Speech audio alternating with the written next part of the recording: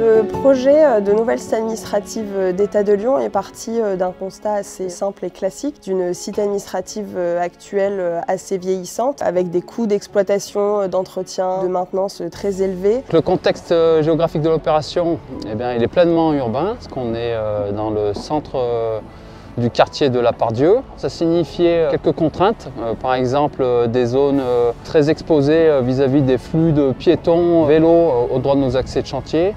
Il était très important pour l'État de pouvoir conserver cet emplacement puisqu'il offre des conditions d'accès assez exceptionnelles pour le public et également pour ses agents. La parcelle s'implante à cheval sur le site de l'ancienne place d'armes de la caserne et d'anciens bâtiments. Et par chance, on a 11 platanes qui ont été conservées, qui étaient présentes sur notre parcelle au point de départ du projet de conception. Donc c'est vrai que ces arbres, on les a considérés comme un vrai patrimoine végétal à conserver.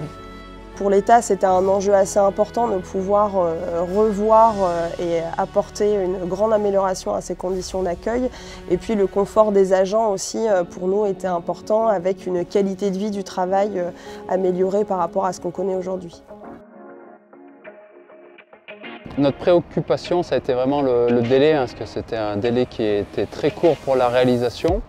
Donc on s'est très vite concentré sur des éléments de production hors site, que ce soit pour le gros œuvre avec des éléments préfabriqués en usine pour nos élévations, pour nos poutres, et puis surtout pour nos panneaux de façade qui arrivent directement d'usine tout équipés avec leur menuiserie, leur bardage. Le but étant d'être hors d'air le plus rapidement possible à l'avancement du gros œuvre pour réaliser les travaux de corps d'état, réseau, cloison, peinture, etc. Les volumes du bâtiment sont très sobres, on n'a pas d'effet ostentatoire, on est sur quelque chose de très simple. L'intérêt du BIM dans un projet comme celui-ci, c'est qu'il va nous permettre de vraiment réfléchir à la construction du bâtiment très tôt. L'autre point important, c'était l'approche environnementale du projet, c'est-à-dire que les baies de la façade ont des largeurs différentes et à travers justement les outils tels que Revit ou encore d'autres logiciels que nous avons utilisés en parallèle. Ça nous a permis de vraiment travailler l'ouverture de la façade en fonction de son exposition solaire. Revit nous a permis de faire l'ensemble des maquettes, que ce soit pour la structure, l'architecture, également les études de façade et tous les lots techniques, que ce soit en CVC, plomberie, électricité. Pour compiler les maquettes et en faire la synthèse, c'est plutôt le logiciel Navisworks.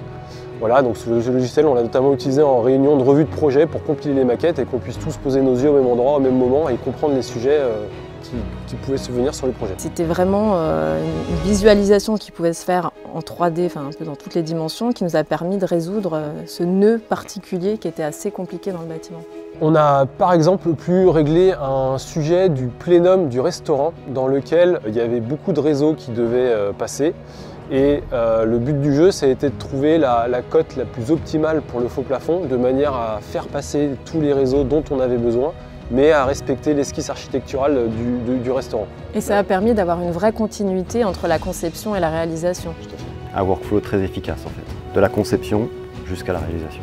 Pour nous, vraiment, le BIM trouve son intérêt dans toute cette partie entretien, maintenance, exploitation du bâtiment afin d'en faire un meilleur usage et d'avoir une performance du bâtiment qui puisse perdurer dans le temps. C'est un bâtiment qui aura toujours sa place au sein de la Part-Dieu, puisque, encore une fois, l'idée c'était vraiment de s'inscrire et de proposer un projet qui soit dans une continuité plus que dans une rupture.